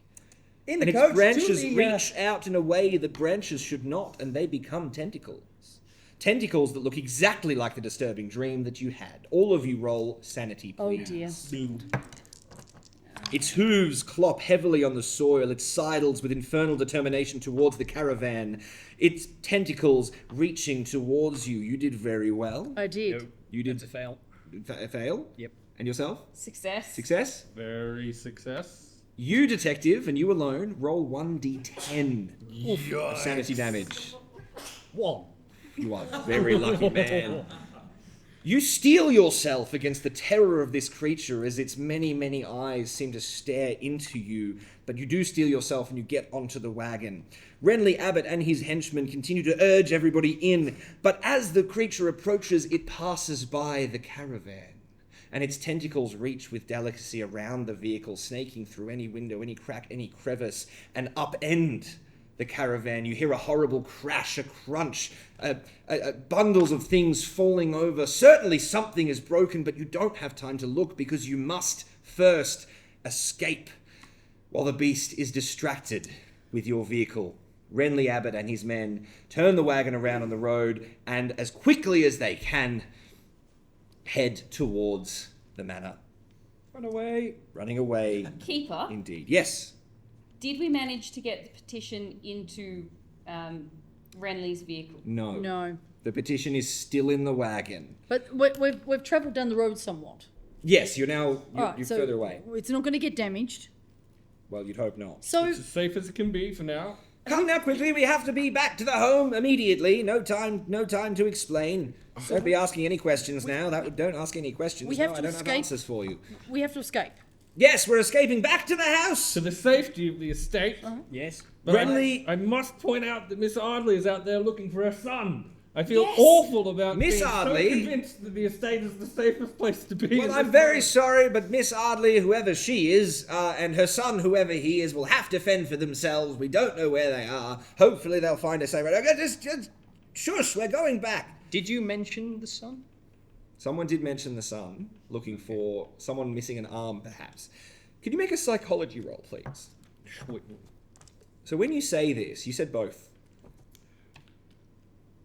Psychology. That's a 38 against 60, so... That's great. He definitely was uncomfortable when you mentioned a young lad without a hand. The name Lizzie Ardley didn't seem to mean anything to him, but he does seem uncomfortable. You're still quite convinced that this is the safest place to be, but he definitely did not like that. Detective, Miss Baldwin. Yes, it is I. I have a very uncomfortable feeling about Mr. Abbott here. Detective, perhaps you should search. Well, keep The our main- eyes open. Let's get somewhere safe first. What is exactly do you think is the issue? I suspect he knows the location or whereabouts of Right. the Adley boy. Yes, I think I agree with you there. Very well. So as you're having this very quiet conversation while flanked by the other suffragettes so you're not overheard, you do eventually make your way back to the house in the bush. Having another look at it, you think it would have once upon a time been a pretty elegant small manor hunting lodge, but it is very run down. It's not been looked after for some time. The facade is crumbling, the front steps are uneven and mossy. It definitely needs a good coat of paint. Looks very safe indeed. Yes, very safe. Some of the windows are boarded up, especially on the first floor, so not the ground floor. You are led through the front door of the house into a well-lit hallway. Even with such rundown appearances, money has been spent on the comforts. No matter how the party arrive, you are being welcomed very politely. So you're coming in, however you're going to be behaving behaving as you're coming in. You're very, very warmly welcomed. The guards are quite polite with you, and eventually Renu takes you up the stairs into a gentleman's room on the second floor. There's plenty of space for all of you. The four of you are there. The other suffragettes are there. They go and warm themselves by the hearth, which has some coals just gently going away. And Mr. Clive Palmerston is reclining on one of the chaise in the side. You notice, though, however, he's still impeccably dressed. A very, very, very well-dressed fellow, but one of his arms is held up in a sling. He seems to have acquired some form of injury. And he welcomes you warmly. Oh, wonderful to see you again. I'm so sorry about yesterday. A bit of a mess with the weather. Yeah. Well, how are you doing? All right then? Everyone's safe. You're all in one piece. Nobody's harmed. You're all healthy. Seems to be in better state than you are, sir. How did Oh, that happen? just a hunting accident yesterday evening, you see. A bit of a shame, but it does happen. It's part of the game, if you will. Yeah. What were you hunting? Wouldn't it be that large beast that we just encountered? Well, I'm afraid it in fact was. Now you see, the problem is sometimes my colleagues and I we bring exotic animals into the bush for hunting, just a little bit of fun. But in this case, we seem to have bitten off somewhat a bit more than we can chew. And it did escape, which is rather dangerous for those around. But that's why we sent some of our fellows to collect you for your safety of course. And tomorrow we'll send out a party to hunt down this creature, and then we'll quite gladly send you on your way to Bendigo for that very important petition. What animal? Yes, what animal? Oh, it's some kind of desert beast from Africa somewhere. I don't really pay attention to these things. It's just fun to shoot at, if you don't mind my saying. Yeah, lovely trophy it would make, but yes, rather strange. Yes. Can I ask a question? Of course. Sorry. How many people here, and do you all have? Observation skills here. Are they all men? Are we surrounded by men? All men. And they all have guns. Most of them have guns. Great. Yes. And would you There's say at least 10? 8, including Renly and Clive. There is at least 8 men. At least 4 of them are visibly armed. We do have an army of suffragettes at our disposal, which is nothing to sneeze at. 8 suffragettes. 8, including the 2 of us, I think. Can I? I'd like to get a better idea of my surroundings. Can I spot? Do a spot hidden. Spot hidden. As you're having a look around, Clive calls to Yep. Renly and says, Renly, bring in some tea, some coffee, some cocoa perhaps for everyone, to keep them nice and warm and such. And as you're having a look around, eventually Renly does come back in with trays of hot drinks, cocoa, tea, coffee, whatever you'd like. No, he thank offers them you. to- No cocoa. Really, for me. really, Yes, very... Thank you, though. Sure, but Yes. very well. You, I'd love sir? a spot of tea. Yeah, but please, have some tea, please. Very well. Yes. Very good. And you, sir? Yes. Yes. I shall have some tea, thank you. Some tea, very good, very good. Police force runs on tea. Very good. Now, as we're speaking, yes. I make a psychology, just on his description of the beast. Certainly, yes. As you're doing that, how did you go with your spot hidden? 36, and it's 40. Which is good. Good. So Okay. there's nothing particularly to notice in the room beyond there's the hearth where the suffragettes are warming themselves, the chaise where Mr. Palmerston is reclining. There is some fire pokers, rather strong iron metal fire pokers by the fire, as you would expect. The windows are boarded up. The boards don't seem too strong. They probably could be removed if you had to. Don't know why you'd have to do that at the moment, but you notice these things. You're having a good look around. How did you go with your psychology? Extreme success. With an extreme success, he is absolutely lying through his teeth. Yes. And he is fully well aware of exactly what it is that you saw in the forest. He knows exactly what it is, and he knows that it's not some desert beast from somewhere in Africa I don't pay very much attention. In which case, I would like to press him on that and By call all him means. out and say, well, I believe that you know exactly what this creature is, and you're talking utter balderdash, sir. Oh. So would you like to come clean and actually tell us what this thing really is? Because we have seen it, and it does not look like it comes from Africa at all. I Oh, will point out this is a man of the law. Yes. he is? Why, I had no idea. He's incognito. Really, sir? I mean, have you ever been to Africa, sir? Not personally, No, but... well, I have been to Africa, and you wouldn't believe the kinds of monsters that you could bring Yes, back I've to a seen place the sort like of that. monsters, though. Yes. And I have a sneaking suspicion that you know exactly what that monster is, and I'd like you to tell us what it is. Oh, sir, now that would be telling. Yes, that's what I'm asking. Exactly. Yeah. Perhaps, Constable, is it? Detective. Detective. Perhaps, detective, you were a little bit confused. You know what will fix that? A bit of rest for you, sir. And all of these women can get a bit of calm and rest as well, and they can have their delicate sensibilities and their frayed nerves can all be calmed with a little bit I'm of certainly sleep. looking the other way And, if you want to punch him. Yes. Look, everyone, ladies, gentlemen, how about you stay here until tomorrow morning, right here in this cozy room? I'll have a guard just outside to make sure you're all very safe.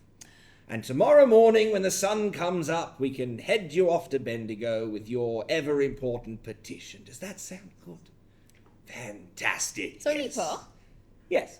are we still convinced that this is the safest place to be? That has worn off by now. Renly came in, he gave you your drinks, he left. He's off presumably doing something else. And you're now starting to get this sneaking suspicion that maybe wasn't the wisest course of action to come here to this particular manor in this particular evening. We left the petition behind.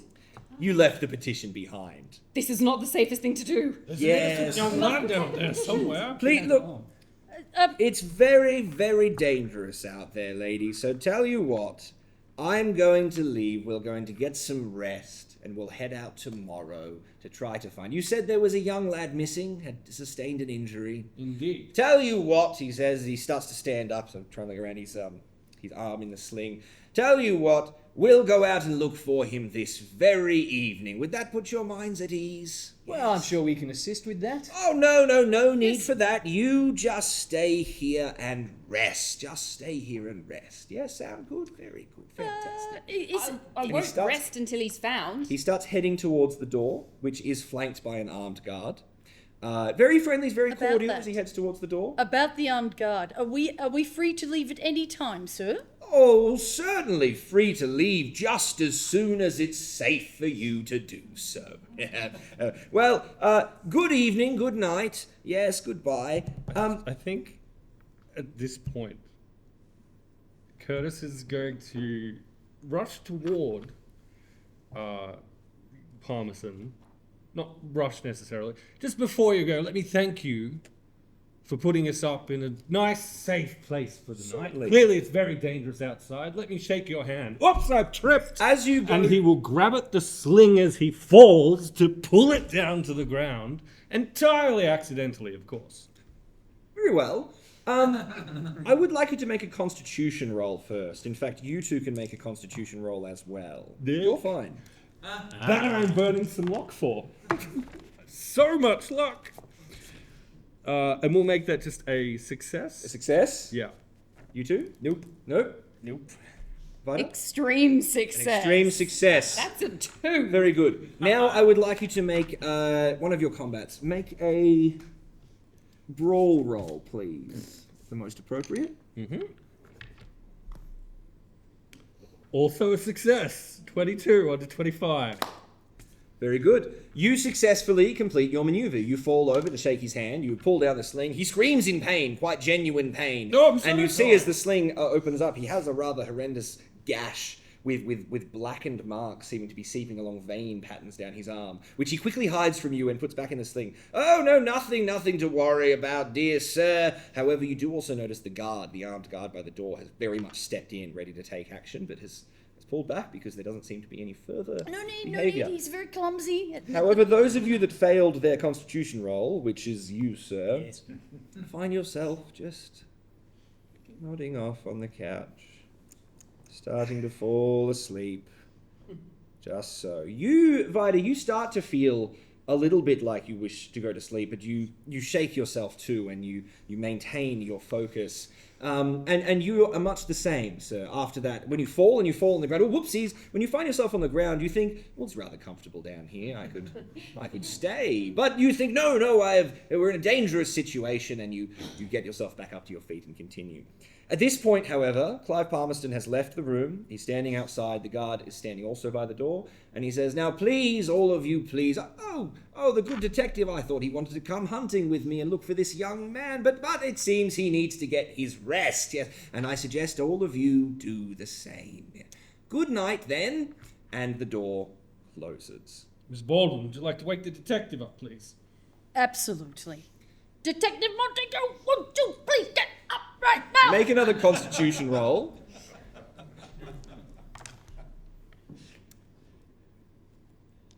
That is a success. You wake up. Yeah. Also roll a d2, please. One So slightly D6. delayed last slap from Mr. Curtis.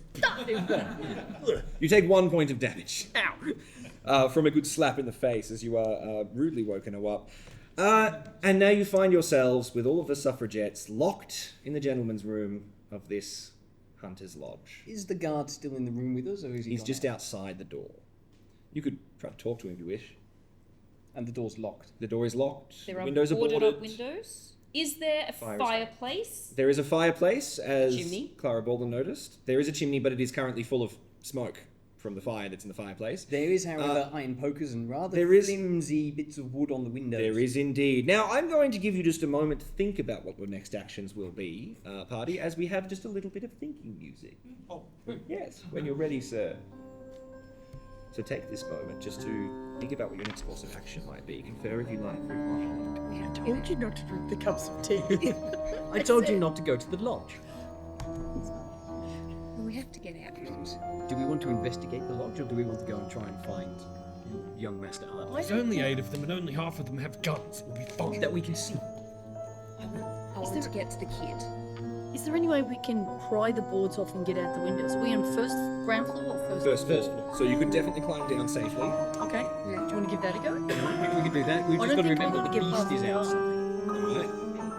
So we're definitely doing all the stupid things. That's what we're saying. And I think we have a plan. What would you like to do? Well, I know what I would like to do.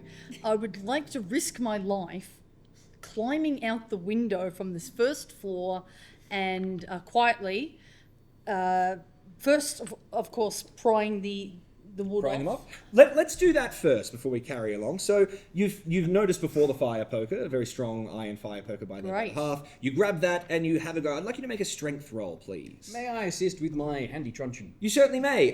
You may make a strength roll, and you may have a bonus die. there So it you is, roll 2. I'll give you 1. So you roll this one as well, and you take the best. So give that one a roll. And if that was better than the other one, A strength roll, you was say? not, But I can luck it up here, right? You could also push the roll, or you could let someone else have a go. I have a hard success. There we are. So working together, you do manage to my pry arms. the wood off. However, before you can start enacting your plan to climb out the window, you notice something as you are at the window, looking out into the forest. You notice movement. You notice darkness. And you notice an eerie glowing in the Why- grey pre-dawn light. I have binoculars. Can I use them You now? can use the binoculars now, Oh, and you get a much closer look than everybody else at the beast as it exits the tree line and starts coming slowly towards the house. Right, there's Put the good news wood and back bad up. news. Its bloated, hairy body is covered with pucker holes. They look like the mouths of very old, toothless men. Or perhaps nostrils. They drip a green pus-like substance which leaves blackened, charred circles in the grass and stone as it falls. Everyone, roll your sanity, please. Oh dear. Despite its bloated, heavy appearance, this creature, which you, Mr. right. Curtis, now recognise from piecing together this creature with the masks that you saw at the start of the adventure and that Cthulhu Mythos roll you made, this is what is known as a dark young. A dark young, if I want to make sure I pronounce this correctly, excuse me. I've got it here somewhere. Here it is. A dark young of a being called Shub Niggurath, who is the forest beast, the forest sort of old one, creature that you remember studying some months ago. These are summoned creatures. They do not come into this world of their own volition. They must be brought in by some kind of magic user, some kind of sorcerer or spiritualist. They are extremely dangerous, difficult to control, but usually completely loyal to whoever it is that summoned them. And it is coming towards you all. It spots the open window, the light behind you outlining your silhouettes as you watch it approach. You see it freeze as its head, which seems to be made of a fractured goat's skull with many eye sockets glowing, 3 maws opening and snapping, and it starts moving towards you. If you failed your sanity roll a d6 of sanity damage, please, and tell me how you went. We can't use luck on sanity rolls. You cannot use luck on sanity rolls. D6. D6 of sanity damage. Were you the only one that failed? Oh, you did really well. You did really I well. also got a hard success. Fantastic. Oh, look at it, it's The adorable. What'd you new roll? not done so well. That is 6. I have to tell you if it's 5 or more. Vida Goldstein, you have lost 6 sanity damage. What? And you are sent into a fit of terror. I almost said hysterics. That would be terribly inappropriate for this particular setting, wouldn't it? Into a fit of terror. You have to run away. You have to escape. Everything else is lost. You are on the ground. You are in the fetal position. You are rocking. You are terrified. Fortunately, your mother is in the room with you. The other suffragettes are in the room with you, and they sit with you, and they hold you, and they try to calm you down as the rest of the party try to figure out some kind of escape. You are being approached. The Dark Young is coming closer to the house. You suddenly hear a scream as one of the guards downstairs also notices this beast approaching. You hear a crack of a gunshot, and you see some kind of something, presumably the bullet from the gunshot, hit the Dark Young and do precisely nothing to the beast as it continues moving towards the home. What are you going to do? I would like to go and run to the door and put the boot in so we Very can well. get out of this room. Yes. Make a I strength agree. roll. Yes. And whilst that is occurring, I think Mr. Curtis will pull out the mask Yes? that he kept of the 2 masks that they found earlier, present it to Miss Baldwin perhaps. See if you can get this on young Miss Goldstein, and Goldstein. Goldstein, and perhaps she will be kept masked. We must find whoever summoned this awful creature. Very well. How would they summon this creature? We don't have time for that now. You're kicking down the door. Yes. Did you successfully kick I down the door? successfully You successfully kicked down the door. You find that the guard who was outside your door has left because presumably he has run downstairs to lazy back up sod. his buddies who are fighting the Dark Young. Very lazy of him, of course. Yes. So you presumably rush down the stairs. Yes? You're all heading down? What do you do? Mr. Curtis, how do we stop this thing? Based on Mr. Curtis's knowledge, would he have some idea of a general area of proximity that this summoning might have occurred? Make an occult roll. So not Cthulhu Mythos, occult, which is usually a bit of an easier roll, and give yourself a bonus die as well because you did have that successful Cthulhu Mythos roll. 67 or 17. 17's fantastic. With that, I'm going to tell you straight away, sir. Hard success. It has to be summoned. It is usually loyal to whoever summons it. However, sometimes, and the behavior at this point seems to suggest, the summoning went wrong. Something interrupted the ritual of summoning, which means that this beast has free will. It is acting on its own volition. The other thing you know about summoned beasts like this is that there is several ways, but 2 main ways to banish the beast. One of them is with a ritual, a similar ritual, a banishment ritual. The other way is to kill the sorcerer who summoned him in the first place. That should immediately dispel the beast. That is what you know. I don't believe any of it, of course. No. It's ridiculous.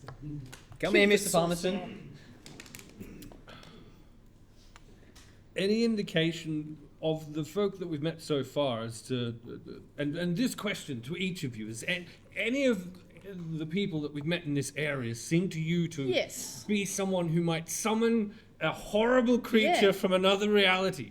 I have an idea. I don't think it's anyone in this house. I think it is someone who wants revenge for their child's arm being ripped off. That's what I think. I mean, any mother would do that for their... There is something else I should add. Yes? The ritual to summon a creature like this requires a human sacrifice. He was the sacrifice, so Palmerston or Renly? No, the son. Yeah, the son was the sacrifice, so who summoned? Oh, I see. No, Yes. the mother. You think that she sacrificed her son to summon the beast to what end? Absolutely not. I think Palmerston did it, lost control of the ritual, was ripped up in the process, and has left us here hoping that he'll be able to get away There's safely. only one way to decide this. Terrifying! Oh, blam, blam! Now run! Crash, bang, crash! Democracy. We put it to a vote. Go on. It's the only way to solve this. I hate to say this, but Am I there's currently outnumbered? only 2 of us who can vote. Okay. You guys are working on it. Vida, this is exactly what I mean. This is ridiculous. And this is why women need As you are arguing, Vida has calmed down and has overcome her temporary insanity. Ridiculous. You may now rejoin the sane of the party. However, there is a lot of crashing. You believe the Dark, you're not looking out the window anymore, the Dark Young you can hear has certainly reached the building and is starting to smash its way through doors or windows. There's gunfire going on, there's screaming. There's Renly or Clive? Clive. Absolutely, Parmesan. Yeah. Okay. Fantastic. Can I do a Great. track to try and track him down? Yes. You are Let's do in a that. building, it's very hard to track people on wooden floors. Yes, but he was bleeding thanks to... He was bleeding. Yes. Uh, Pulling off the Sure, bandage. do a track for me. What have you spotted? I'm going to burn 6 luck to Burning make that 6 luck. a You success. do see a few spots of blood heading down the carpet to the stairs and down the stairs towards the central area of the house. You can That follow away. it down. You all sticking together? Yes, let's. Are you bringing the Come, suffragettes ladies. with you? Yes, of course we are. Yes. All of them? Yes. Very well. You're heading down the stairs. You go down the stairs. You reach the bottom of the stairs. There is absolute pandemonium happening. Gunfire going off. People screaming at each other. Things being thrown around. The windows smashing. The doors crashing in. And you do see in the dining room Renly Abbott and Clive Palmerston, both wearing robes, both wearing masks, identical to the ones that you had in your pack, chanting over the table. Have you taken Presumably your mask trying to do some kind of ritual. Are you still wearing the mask that they put on you? Oh, I think I am, yes. It's up to you. If it was uncomfortable, it didn't have any practical effect, I'll tell you that. You can keep wearing it if you like. They have They more are knowledge of this chanting, than I do. I'll and follow them. they're chanting desperately, and they turn to you as you come through the door, and they prepare themselves to defend themselves. off? Ladies, formation! There are other guards still fighting off the Dark Young, however, some of them turn on his instruction, on Clive's instruction, and turn to you, and they charge at you. However, they are waylaid by the suffragettes, who are able to fight, who are able to defend themselves.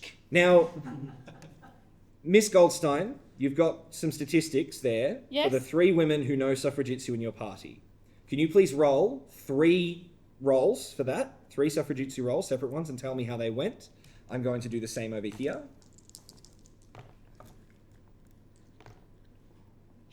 I thought we could form like maybe a shield like the Spartans do.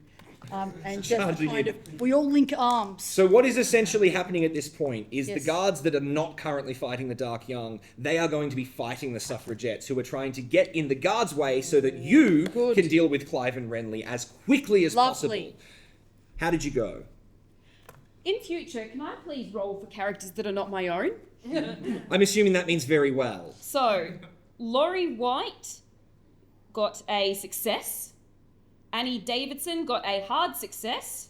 And Grace Davidson with a 1 got an extreme success. 3 names from the petition, real women who signed the petition, by the way, all based in Ballarat. You good women, you... Fantastic. So these three cultists charge at the suffragettes, and almost as though choreographed, they grab the men by the wrists, they twist their arms around the back of them, they throw them over, they are completely removed as threats. And you have a moment. Yes. Only a moment as the Dark Young finally crashes through the wall into the house to deal with Clive and Renly. They are about to act, but you have a moment. What are you going to do? I shall pull out my revolver and try and shoot Clive. Try and shoot Clive? Make a firearms break. Make your roll. He's going to make a dodge roll. Okay. That was a miss. That was a miss? Yep. Are you firing 1 bullet or 2? I will fire 2. You do have to take that shot at disadvantage. I will take that shot at disadvantage, however. Oh. I believe at this point I should be burning more luck. Go on. So I shall burn more luck. How much luck are you burning? I believe I require 15. 15? Very Yes. well. He didn't do very good on his dodge, so we'll let you have that. Make your damage roll. Hang on, let me do maths to work out how much luck I've got left. I'm running on 4 hours sleep. I've got a 9-week-old at home. What's 39 minus 15? 24. Thank you. Thank you very much. Fantastic. All right, you are feeling very unlucky, but you do Women manage to to the get one rescue shot. again. Once again. Roll your damage. That is a 0 is a 10, is it not? That is correct. So that is 12 damage. 12 damage? Yes. 12 damage! That's a 10 on the D10, and I also get a D4. How do you want to do it?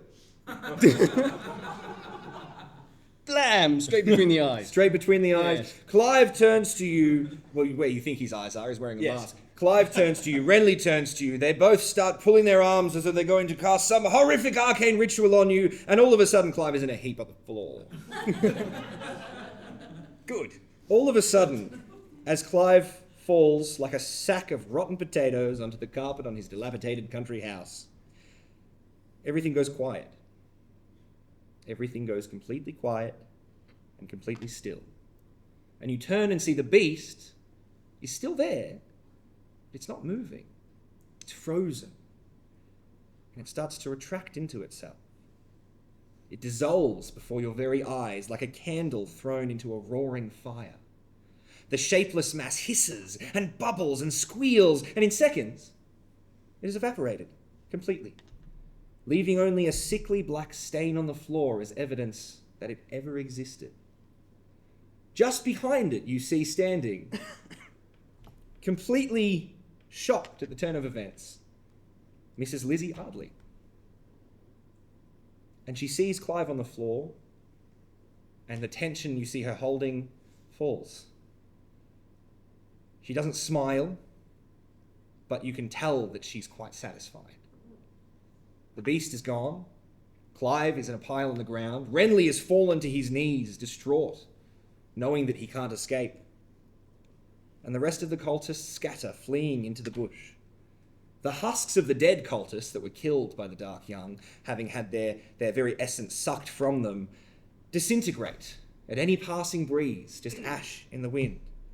And only the strange burned circles in the grass and the stones of this house will show that the Dark Young of Shub-Niggurath was ever here.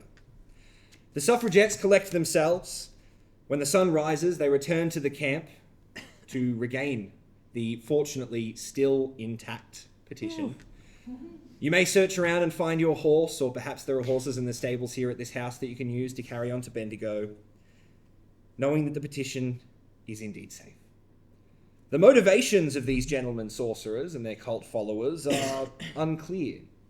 Perhaps they summon the Dark Young to take out some kind of vengeance or further some political ideal of their own against their foes. Perhaps they wish to garner power and riches or perform daring robberies, but whatever their plans, the brave party from Ballarat have once again foiled them. And Victoria is once again safe. For now. Thank you very much, everybody.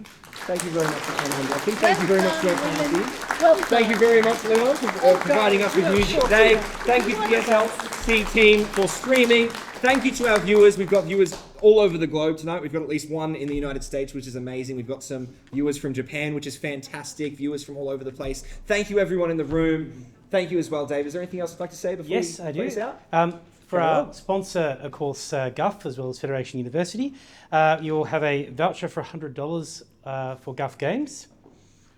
That's a round of applause. Yeah, thank you for GUF Games. Fantastic. I think the audience was like, you mean all of us? Sorry, we're not that generous.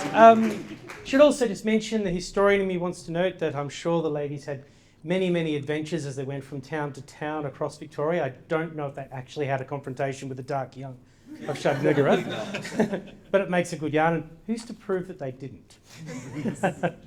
I'd also, of course, like to thank our players, and could we have our author, Jane Routley, if you have anything to say?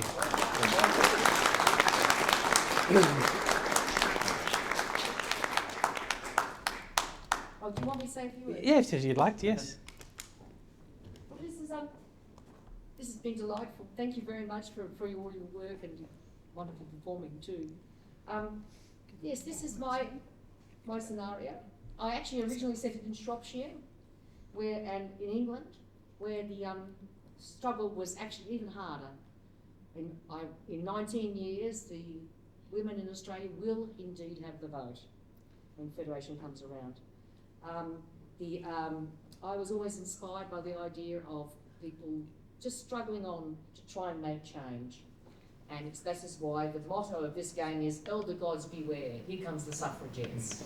They fought on. Now, I'd also like to make a special thanks as well to Leon for doing our wonderful music. Yes, thank you, Leon. And you can actually see Leon and myself on Saturday doing the story of Frank Weston, one of Australia's most notorious quacks of the 19th century, on Saturday night at the BMI if you're interested. And yes, our players. Beautiful. I think we've got some thanks to go on. Yes. So Jane, if you would love, we've got just some chocolates for you. Chocolates are so expensive these days. My God, they're worth anything. But they're lovely. So I hope you enjoy them. Thank you so much. Thank you. Lovely. Also, Bethany, our stage manager as well today, who's collecting very tickets much. and helped clicking timing. Yep. I think that wraps us up. Can I just add something? Yes. Please. I'm going to continue where David has left off there. David has written his own show, which is on tomorrow at the Ballarat Mechanics Institute. Or Saturday. Oh, Yeah. Saturday, my apologies, Saturday. And I've also written my own show, which is also on Saturday. But it's called High Spirits. It's over at the train station or the Good Shed. Please get a ticket for that. You are supporting performers. You're supporting the Rat City team. When you buy a ticket, and we will give you a terrific show. So we need bums on seats. That's the most important thing. And look, if any of you came here tonight through some other means of knowing Tales from Rat City, follow us on things. We're all over the place. Tales from Rat City, we've got podcast episodes, we've got some YouTube videos. It's mostly previous adventures here. We're always posting about events that are happening, so follow us, have a look. David's also published some other through Miskatonic Repository, which is where you can also find this adventure. David's published a few. They're great fun. So, yeah, thank you so much again for coming, everyone. Yes. Go home. Have a good night. Have a good sleep. Have a good weekend.